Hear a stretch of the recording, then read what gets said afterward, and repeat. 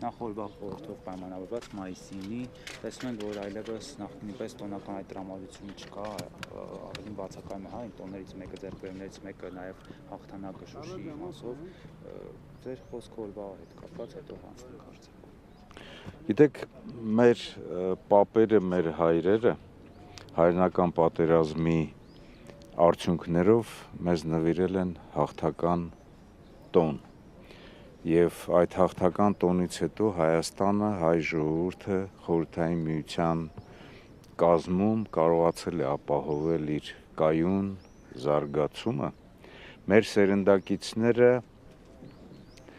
1992 թվականին այդ հաղթական տոնը բազմապատկեցին, դարձրեցին եռատոն եւ բավականին մեծ ոգևորությամբ այդ տոնը մենք տոնում էինք նախկինում, բայց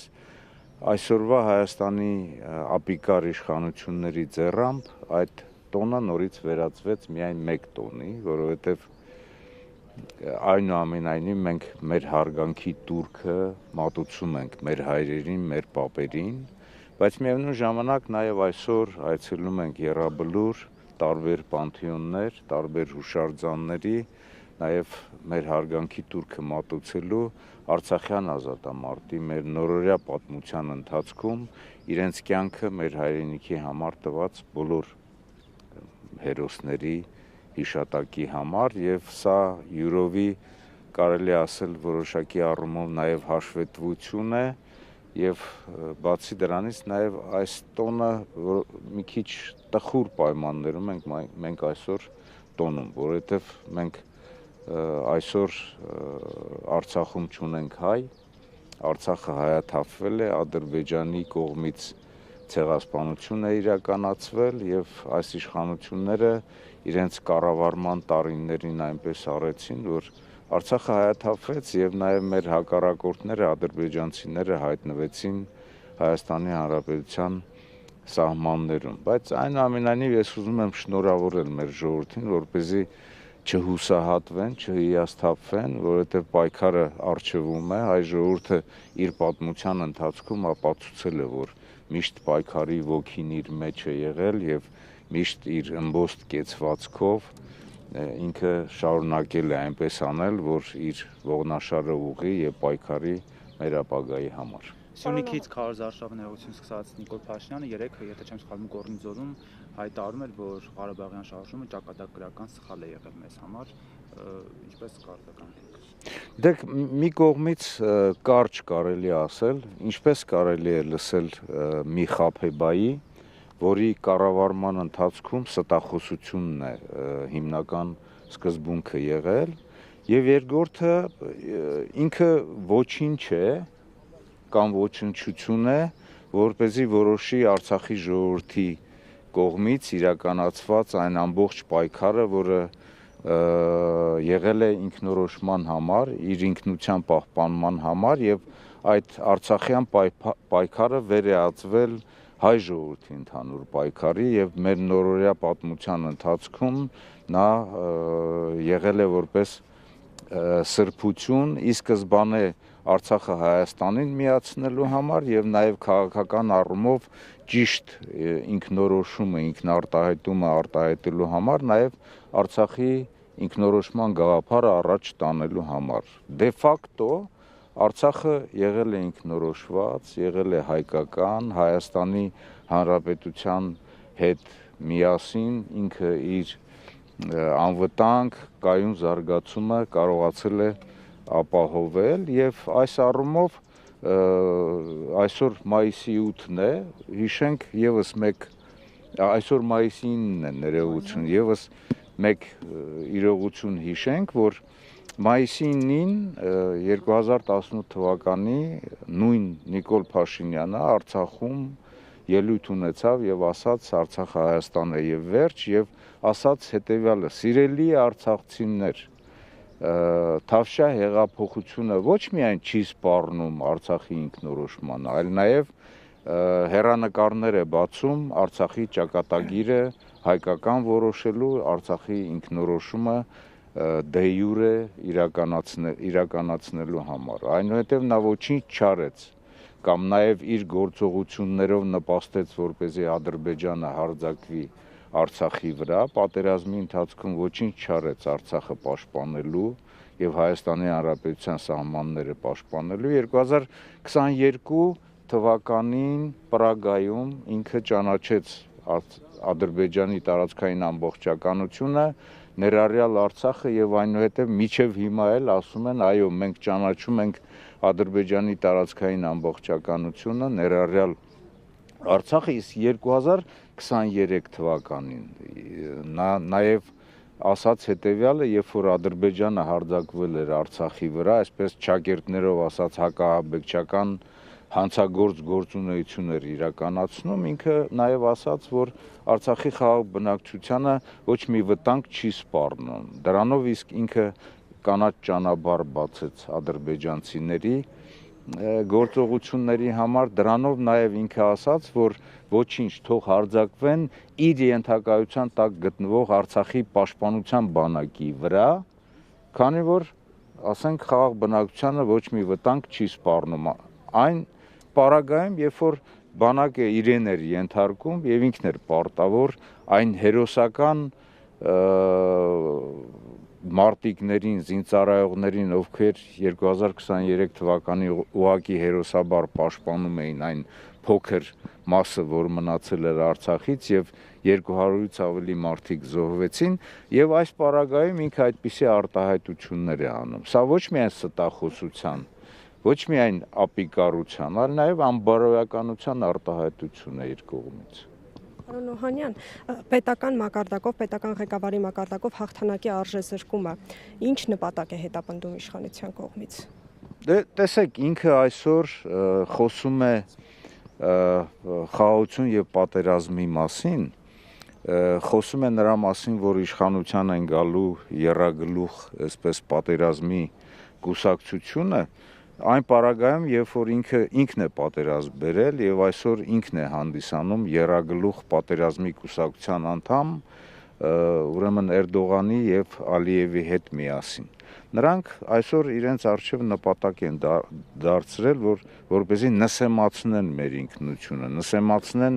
մեր բոլոր հաղթանակները, նսեմացնեն մեր հերոսներին, ովքեր մեր ամբողջ պատմության ընթացքում հերոսաբար մարտնչել են մեր ինքնության համար։ Տեսեք, մենք այսօր մեր պատմության ընթացքում հերոսական ճակատամարտեր ենք նշում, օրինակ նշում ենք Ավարայրի ճակատամարտ, Սարդարապատի ճակատամարտում տարած հաղթանակները, այսօր նաև տխուր պայմաններում նշում ենք Շուշիի ճակատամարտում տարած հաղթանակը 1992 թվականին, այսինքն մեր պատմությունը հիմք է նրա համար, որպեսզի մենք արժևորենք այն կարևոր պահերը, դրականը եւ դրա վրա հենվելով կերտենք նաեւ ապագան։ Նրանք նսեմացնում են մեր պատմության բոլոր հերոսական դրվագները, նրանք նսեմացնում են նաեւ մեր ինքնությունը, այսօր Նիկոլ Փաշինյանի գլխավորությամբ հայ ժողովուրդը ծնկի իջած վիճակում է եւ ինքը այս պայմաններում դերևս հանդգնում է եւ բարոյական իրավունք է իրեն վերապահում, որպեսզի մոլորեցնի մեր ժողովրդին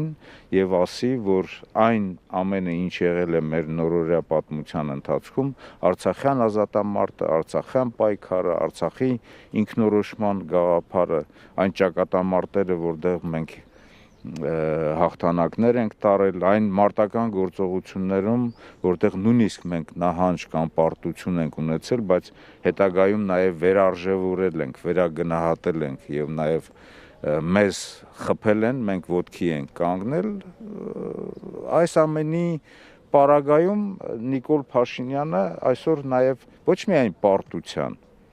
ոչ միայն պատերազմի, այլ հայ ժողովրդի նսեմացման խորհրդանիշներից մեկն է հանդիսանում։ Պարոն Օհանյան, արդյոք այդ ամենը չի դրդի ի վերջո քաղաքացիներին հունիսի 7-ին չտալ իրենց ձայնը Նիկոլ Փաշինյանին։ Ես կարծում եմ, որ այսօր պահն է, որ հայ ժողովուրդը գիտակցի, չնայած մեծամասնությունը արդեն գիտակցում է, որ այս իշխանությունների ապիկար եւ նաեւ Արցախի մասին շատ խոսեցինք, Արցախի նկատմամբ դավաճանական կեցվածքի շնորհիվ մենք այսօր գնում ենք այսպես ողբերգական ճանապարհով, այդ ողբերգական ճանապարհը պետք է այսպես արգելափակվի այս նսեմացման եւ զրոյին տանելու ընթացքը պետք է կանգնեցվի եւ ժողովուրդը պետք է մերժի։ Չգիտեմ ինչ գիտակցություն մարդ պետք է ունենա, երբ որ տեսնում է, որ երկրի ղեկավարը այսպես միկրոֆոնը ձեռքը առած եւ ամբողջությամբ խափում է, ստախոսությամբ է զբաղվում, կանգնել նրա առջև, նրան լսել, նրան ծափահարել։ Ես կարծում եմ, որ հոկտեմբերի 7-ին հայ ժողովուրդը պետք է ոտքի կանգնի մի ամուր կերպով հունիսի 7-ին պետք է ոտքի կանգնի եւ թույլ չտա Նիկոլ Փաշինյանի եւ նրա խմբակի վերարտադրությունը։ Պարոն Օհանյան նաև խոսում էր հաղթանակից, ազատագրումից, Արցախի, ասում է, որ այդ ազատագրած տարածքները իրականում եղել են 4-5 գեներալի տարածքներ, որտեղ ցորենն աճեցրել եւ թալանել են, հա։ Ինչպես կարծեքանք եք այս տարածությանը։ Գիտեք, ինքը այդ դեպքում թողասի ովքեր են այդ գեներալները, կարծում եմ, որ Արցախի ինքնորոշման եւ նաեւ կայուն զարգացման ճանապարհին լուրջ ուշադրություն է դարձվել եւ տնտեսությանը եւ Արցախի գյուղատնտեսության զարգացմանը եւ եթե խոսքը գնում է հենց ցորենի եւ հատիկի մասին, բավականին մեծ մաս է Արցախի տարածքներից հացահատիկը եւ ցորենը կազմել մեր Հայաստանի Հանրապետության գյուղատնտեսության համար, հայ ժողովրդի համար, ինքը խոսում է նաև խոսեց նաև իր անբարոյական այն խոսքը արտահայտեց, որ գեներալներ փախել են։ Ես մի քանի անգամ արտահայտվել եւ այսօր էլ ուզում եմ ասել հետեւյալը, որ այս օրերին Նիկոլ Փաշինյանը անձամբ փորձում է պատերազմի պարտության մեղքը միայն գցել բանակի վրա, միայն գցել զինվորականների վրա, միայն գցել գեներալների վրա։ Այնինչ Արցախի, մանավանդ Արցախի պաշտպանության բանակը 283 կիլոմետրից մեկ ամիս մինչև հոկտեմբերի 27-ը, սեպտեմբերի 27-ից մինչև հոկտեմբերի 27-ը 2020 թվականի պահել է 265 կիլոմետրը, այդ մոտավորապես 20 կիլոմետրանոց հատվածում է հակառակորդին հնարավորություն ընձեռնվել, որպեսզի ինքը ճեղքի պաշտպանությունը եւ զարգացնի հետագայում հարձակողական գործողությունները եւ այն հատվածով է ինքը զարգացրել, շրջանցել Արցախի պաշտպանության բանակը հասել Շուշի եւ այնուհետեւ Արաքսի հովտով զարգացնել իր զարգացումը եւ հասնել մինչեւ Գորիս, Կապան եւ Մեղրի, որի պատասխանատվությունը Հայաստանի Հանրապետության իշխանությունների վրա է եւ այստեղ չպետք է մեղքը բարթել բանակի վրա, մեղքը բարթել, ասենք գլխավոր շտաբի վրա, մեղքը բարթել զինվորականների վրա, որովհետեւ առանցքային դերակատարություն է ունեցել ռազմաքաղաքական իրավիճակի գնահատումը եւ դրանից որոշումների ընդունումը եւ Նիկոլ Փաշինյանի գլխավորությամբ չի ստացվել մոբիլիզացնել ազգը ամբողջությամբ, ինքը չի կատարել իր անմիջական պարտականությունները մոբիլիզացիան եւ համալրել բանակը։ Իդեպ այս պահին ես հիշեցնեմ հետեւյալը, կարծեմ մի քանի անգամ դրա մասին խոսել եմ, ես Արայիկ Հարությունյանի Արցախի նախագահի համար կազմել էի 38 կետանոց պլան, հիմնականում վերաբերվող մարտական գործողություններին, պատերազմական ժամանակահատվածին, այն կարևոր գործողությունները, որ պետք է անի պետությունը եւ այդ կետերից մեկը ես ուղղակի մի քանի անգամ տարբեր գրիչներով ընդգծել եմ եւ վերջին անգամ դա ընդգծել եմ այսպես շրջանակներով Նիկոլ Փաշինյանի ներկայությամբ եւ իրեն ասեմ, դա վերաբերվում էր մոբիլիզացիային եւ այն ժամանակ ասել եմ պարոն վարչապետ, սա ձեր հացն է, ոչ թե հարցը, այլ հացը, դու սրա համար ես հաց ուտում եւ այս մոբիլիզացիան պետք է անես, բանակի համալրումը իրականացնես, բանակին թիկունք կանգնես, որպեսզի հակառակորդը չկարողանա իր զարգացումը ապահովել։ Այնինչ ինքը ոչ մի բան չի իրականացրել, դեռ ավելին, օրինականության հաստատման, կարգ ու կանոնի պահպանման ուղղությամբ, մարտական գործողությունների թատերաբեմում կարգ ու կանոն հաստատելու եւ թույլ չտալու, որպեսզի գործողությունների այդպես վայրերից հատվածներից փախուստ լինի, իրապահ մարմինների հետ միասին ոչինչ չեն արել այդ փախուստը կանգնեցնելու։ Հիմա մեծ հիմա խոսում է եւ ամբողջը գցում է գեներալների վրա։ Ինքն է երկիրը ղեկավարել, ինքն է եղել կառավարության ղեկավարը, պաշտպանության բանակը իրեն է ենթարկվել եւ եթե ինքը բարոյականություն ունի, խոսում է ինչ որ գեներալների մասին, թող անուն տա։ Այդ ամբողջ նահանջի ընթացքում իր ղեկավարությամբ է եղել, որ ինքը խրախուսել է Հայաստանի Հանրապետության այն ժամանակվա տվյալ ժամանակվա նախագահի հետ միասին։ Իրենք կոչումներ են տվել, իրենք հերոսների կոչումներ են տվել, ասենք իրենց անգրագետ պահվածքով, որովհետև կոչում տալը, խրախուսելը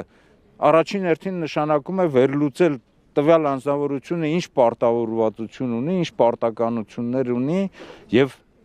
դրա համար ինքը պետք է ներկայացվի խրախուսման կամ տուժի։ Ոչ մի խիստ միջոցառում ինքը չի ձեռնարկել, հիմա ասում է գեներալները փախել են։ Առաջին փախչողը ինքն է։ Շնորհակալ եմ։